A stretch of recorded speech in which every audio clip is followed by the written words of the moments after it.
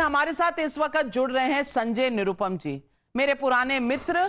कांग्रेस में थे तो मुझसे बात नहीं कर सकते थे, बॉयकॉटेड थी मैं, लेकिन आज कांग्रेस से बाहर निकले हैं तो आप मेरे चैनल पर आए हैं। आपका हार्दिक स्वागत है टाइम्स नाउ नव भारत पर। संजय निरुपम जी, याद तो होगा मेरा नाम नाविका कुमार है। Thank you. कम से कम 25 साल से तो हम एक दूसरे को जानते हैं, लेकिन साथ बैठने में मनाही थी। आज क्या कहेंगे?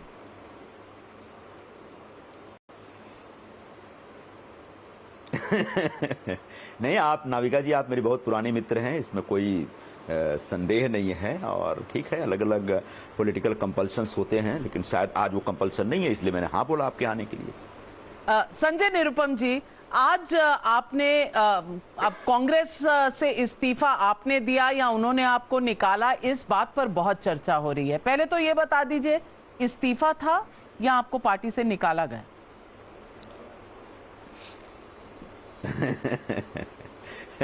मैंने कल शाम को, कल जब दोपहर में मुंबई में ऐसी चर्चा उठी कि मेरे खिलाफ कोई एक्शन लेने वाले हैं, इसके पहले 2 दिन पहले ही मैंने बोल दिया था कि 1 हफ्ते के बाद मैं अपना फैसला सुना दूंगा, जिसका जो मियाद है वो आज पूरा हो रहा था। और मैंने मीडिया के लोगों को बोल दिया था कि आप लोग आइएगा और 11:30 बजे थर्सडे हम करेंगे। यानी कल, यानी बुधवार को ऐसी चर्चा उठी कि भाई कोई एक्शन लेने वाले ये है वो है, तो मैंने कल ही ट्वीट कर दिया था कि अपनी ऊर्जा और सेशनरी मेरे ऊपर बर्बाद मत करिए, मैं वैसे भी फैसला कर रहा हूं और कल मैं जो करना है अनाउंस कर दूंगा।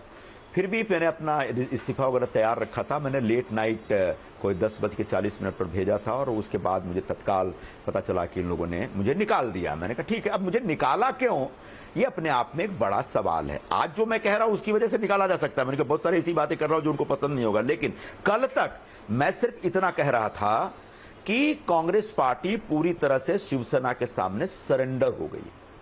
कांग्रेस पार्टी ने अपने पूरे कामकाज को शिवसेना के हवाले आउटसोर्स कर दिया और शिवसेना जो खुद एक बिखरी हुई पार्टी है, जिसका जनाधार पूरी तरह से खत्म होने की स्थिति में है, स्प्लिट हो गया, एक मतलब एक वर्टिकल स्प्लिट हुआ है पार्टी में। ऐसी पार्टी, मतलब जो जिसको यूबीटी शिवसेना कहते हैं, ऐसी पार्टी के भरोसे कांग्रेस पार्टी एक बहुत बड़ा रिस्क ले रही है। और जिस तरीके से यूबीटी के लोगों ने कांग्रेस के नेताओं के ऊपर और कांग्रेस के सीट शेयरिंग मीटिंगों में हमारे ऊपर जिस तरह से डोमिनेट किया, वह भी मुझे गलत लग रहा था। और आखिर में उसका नतीजा आया कि मुंबई की 6 में से 5 सीटें शिवसेना ने अपने पास ले ली। मैंने कहा यह कांग्रेस पार्टी को खत्म करने का एक षड्यंत्र है। इससे कांग्रेस पार्टी खत्म होगी, कांग्रेस के कार्यकर्ताओं में निराशा आएगी और हमारे जैसे लोगों का भविष्य भी खराब हो जाएगा। तब मैंने एक अपील की थी कि इस बारे में आप कुछ ना कुछ सही फैसला लीजिए और शिवसेना को इतना लिवरेज मत दीजिए, वरना कांग्रेस पार्टी हमेशा के लिए यहां से हद पार हो जाएगी।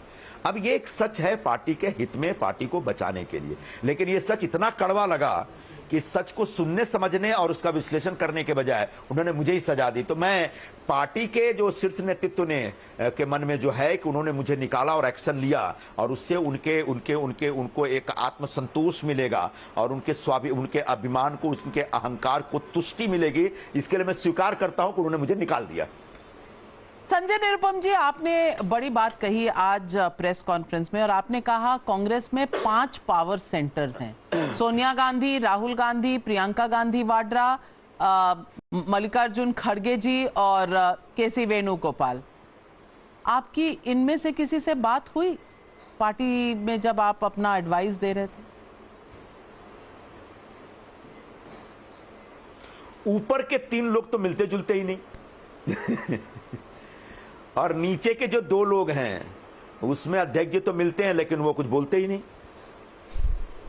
और एकदम आखिरी नंबर पे हैं वो सिलेक्टेड लोगों से मिलते हैं जो उनके काम का है उनसे ही। बाकी मिलेंगे भी तो वो क्या बोलते हैं समझ में नहीं आता। उनकी हिंदी ऐसी होती है जो हम समझ नहीं सकते, अंग्रेजी भी ऐसी होती है जो आधा हिंदुस्तान और आधे कांग्रेसी नहीं समझ पाते, और जो मलयाली बोलेंगे वो हमको समझ में नहीं आता। तो एक संवादहीनता की स्थिति है कांग्रेस पार्टी में, एक मेजर कम्युनिकेशन गैप है। और वो इसको सिर्फ मैं नहीं महसूस कर रहा हूं, इस समय हिंदुस्तान के कई राज्यों में काम करने वाले मेरे जैसे जमीन पर लड़ने वाले लोग उस कम्युनिकेशन गैप को, संवादहीनता को महसूस कर रहे हैं। तो इन्होंने अपनी अपनी लॉबी तो बना ली है, अपना अपना कॉकस तैयार कर लिया है, अपने अपने दरबारी तैयार कर लिए हैं, लेकिन वो सब अब सिर्फ अपने अपने नेताओं के फायदे के लिए, और उसमें उनके बीच कई टकराव भी होते हैं। और लिटरली तो वो तलवार नहीं चलाते, लेकिन समझ लीजिए कि वो तलवार चलाने जैसा ही संघर्ष चल रहा है। और उस संघर्ष की वजह से, उनके अपने द्वंद्व की वजह से, उनके झगड़े की वजह से कई बार मेरे जैसे निर्दोष लोग भी मारे जाते हैं। और इसमें कई लोग परेशान हैं इस समय कांग्रेस पार्टी में, और आने वाले दिनों में आपको इसके नतीजे अभी और दिखेंगे। तो ये मोटा मोटी तौर पर जो मेरा अनुभव है पिछले कुछ वर्षों में, पहले ऐसा नहीं था। सोनिया जी के जमाने में एक ही पावर सेंटर था और वो ठीक ठाक था। उसके बाद राहुल जी भी बने तो कुछ ठीक ठाक था। उसके बाद आज जो 2019 के बाद जो कांग्रेस का जो स्ट्रक्चर बना है, बहुत ही दुर्भाग्यपूर्ण स्थिति है। आज कांग्रेस पार्टी इसमें और भी कमजोर हो रही है, बिखर रही है। जिस तरीके से पिछले 2 चुनावों के नतीजे के बाद कांग्रेस पार्टी सिकुड़ गई पूरे हिंदुस्तान में, अगले चुनाव के बाद और भी सिकुड़ जाएगी। और 2029-29 तक तो मुझे लगता है कि बहुत ही बुरा हाल हो सकता है कांग्रेस पार्टी का, जिस तरीके से नेतृत्व काम कर रहा है, जिस तरीके से नेतृत्व जमीन से दोष आप किसको देंगे? डिस्कनेक्ट हो गया। जमीन की जो हकीकत है, उस हकीकत को दोष आप किसको देंगे? राहुल गांधी रिस्पॉन्सिबिलिटी चला रहा है वही नहीं तो कौन चला रहा है? भाई ऐसा है तो मैंने तो पता है कोई एक आदमी चला ही नहीं रहा है, 5 लोग चला रहे हैं। जब एक गाड़ी के स्टीयरिंग पे 5 ड्राइवर बैठेंगे तो उस गाड़ी का एक नहीं कई एक्सीडेंट होने वाला है। तो गाड़ी 5 दिशा में जा रही है, कोई इधर लेके जा रहा है, कोई उधर लेके जा रहा है। तो आप कह रहे हैं कि सोनिया गांधी को भी चैलेंज करने वाले लोग हैं, राहुल गांधी को भी चैलेंज करने वाले लोग हैं, प्रियंका गांधी वाड्रा तो जनरल सेक्रेटरी विदाउट पोर्टफोलियो हैं। चल क्या रहा है?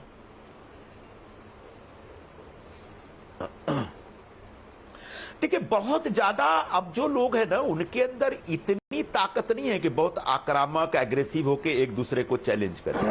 वो बेसिकली वो मुझे दिखता है कि वो लूट खसोट में लगे हुए हैं कि कैसे हमको कुछ मिल जाए। तो जब ये एक मुगलों का जब राज खत्म हो रहा था, तो उस समय जो पूरे देश में अराजकता पैदा हुई थी और एक सरेआम लूटपाट चल रही थी, बिल्कुल वही स्थिति मुझे कभी कभी कांग्रेस पार्टी में दिखती है कि एक पुराना जो शासन तंत्र है वो नष्ट हो रहा है, बिखर रहा है। जिसको जहां जो मिल रहा है वो उसके ऊपर कब्जा कर रहा है, वो उसको मोनिटाइज करने या अपने हक में कोई एक निर्णय कराने में लगा हुआ है।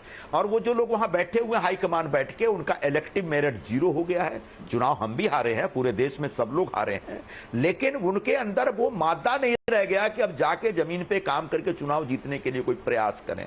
अब वो रूटलेस हैं, इलेक्टिव मेरिट 0 हो गया है, बंद कमरे की राजनीति करते हैं और कैसे अपनी रोटी सेकी जाए, कैसे अपनी पोजीशनिंग ठीक की जाए, इस प्रकार के प्रयास में लोग लगे हुए हैं। बहुत सारे लोग जो आउटडेटेड हो चुके हैं और बहुत सारे ऐसे हैं जो एकदम पॉलिटिकल नायब है, मतलब उनके पास कोई एक्सपीरियंस ही नहीं है और वो अचानक हाईकमान बन गए।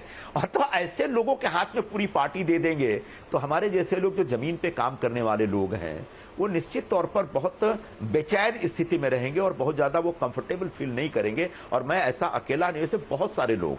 पर क्या राहुल गांधी जो प्रधानमंत्री नरेंद्र मोदी को रोज चुनौती देते हैं और चाहे वो अध्यक्ष ना हो पर लीडर कांग्रेस पार्टी में उन्हें ही माना जाता है, उनका क्या रवैया है? उनकी कोई मंशा नहीं है कांग्रेस पार्टी को बचाने की? क्योंकि हाल ही के दिनों में देखा जाए तो कितने बड़े लीडर निकल कर गए हैं, शायद गिनती करना मुश्किल हो। उनकी कोई इंटरेस्ट नहीं है पार्टी में या क्या? आपकी क्या राय, आपकी क्या जानकारी? मतलब मैं ये तो नहीं कह सकता कि उनके इंटरेस्ट नहीं है पार्टी में। जिस तरीके से भारत जोड़ो यात्रा 1 और 2 किया, ऐसा तो लगता है कि बहुत ज्यादा इंटरेस्ट है, लेकिन वो इंटरेस्ट सही डायरेक्शन में है क्या? और आप साहब सारे फैसले भी अपने हिसाब से करवाएंगे और जिम्मेदारी भी नहीं लेंगे, ये कहीं ना कहीं गलत लगता है एक ऑर्गेनाइजेशन को, जहां तक एक ऑर्गेनाइजेशन के कामकाज का संदर्भ है। और मुंबई में जो सीट शेयरिंग की एक प्रोसेस चल रही थी, उस बारे में मैंने उनको आगाह किया था और मैंने उनको SMS किया था पूरा डिटेल में, और वो मैंने मेरे ख्याल से 17 फरवरी को किया था। आज देख लीजिए अप्रैल का महीना चल रहा है, उस पर कोई एक्शन नहीं हुआ, कोई जवाब नहीं आया। तो ये बड़ा दुर्भाग्यपूर्ण स्थिति है, इसलिए मैं कहता हूं संवादहीनता है।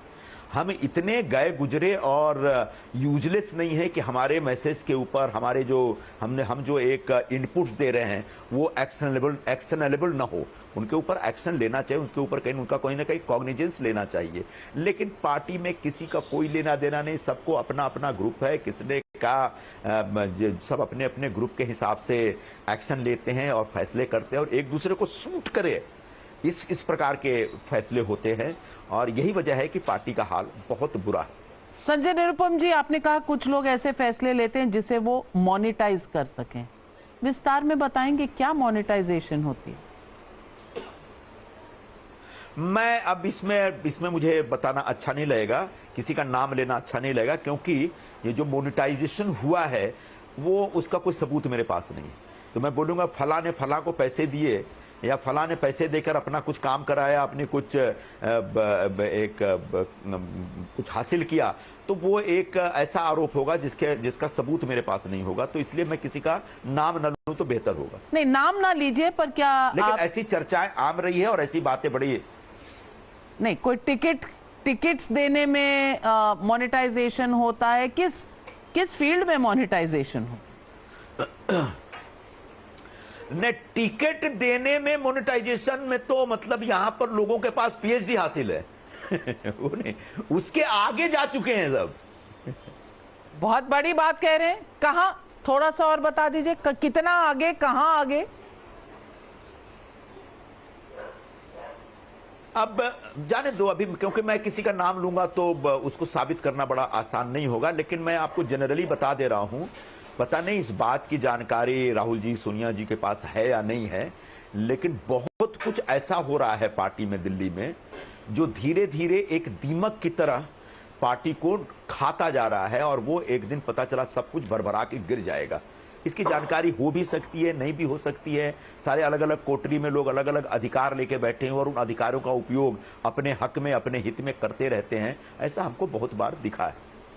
लेकिन ये जो करप्शन की लड़ाई लड़ रही है कि भाई डिक्टेटरशिप हो जाएगी और ये करप्शन के बदले जो ये एजेंसीज का दुरुपयोग हो रहा है, इससे तो ऐसा लगता है कांग्रेस पार्टी बिल्कुल पाक साफ है, उनके साथ बहुत गलत हो रहा है।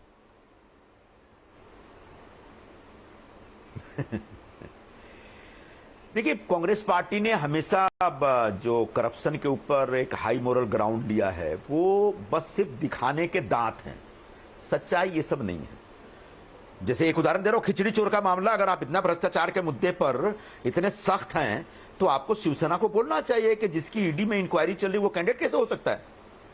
क्या इतनी ताकत है, इतनी हिम्मत है? और इतनी हिम्मत नहीं है तो उद्धव ठाकरे जो बची खुची शिवसेना के प्रमुख हैं वो अभी रामलीला मैदान जाते हैं और भारतीय जनता पार्टी के बारे में कमेंट कहते हैं कि भ्रष्ट जनता पार्टी है ये। ठीक है, आप कमेंट कर सकते हैं क्योंकि आप भ्रष्टाचार के खिलाफ हैं, और अगर सचमुच भ्रष्टाचार के खिलाफ हैं तो आपका उम्मीदवार खिचड़ी चोर क्यों है? बड़ी बात। संजय निरुपम, ऐसे व्यक्ति को उम्मीदवार क्यों बनाया जो कि संजय निरुपम अब किधर का रास्ता कर रहे हैं? बीजेपी से मोहब्बत हो गई है या शिवसेना शिंदे गुट से मोहब्बत हो गई है?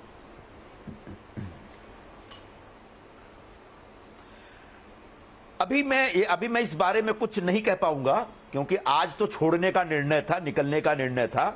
आगे की कार्रवाई कर रहे हैं और मुझे लगता है कि नवरात्रा के दरमियान आपको एक हम जानकारी देंगे अगर कुछ तय हुआ तो। संजय निरुपम जी, मेरे साथ जुड़ने के लिए, बात करने के लिए धन्यवाद। और मैं तो सिर्फ इतना कहूंगी कि कांग्रेस से निकलने से कम एक अच्छी बात यह हुई कि बॉयकॉट आपके और हमारे बीच की वार्तालाप का खत्म हुआ।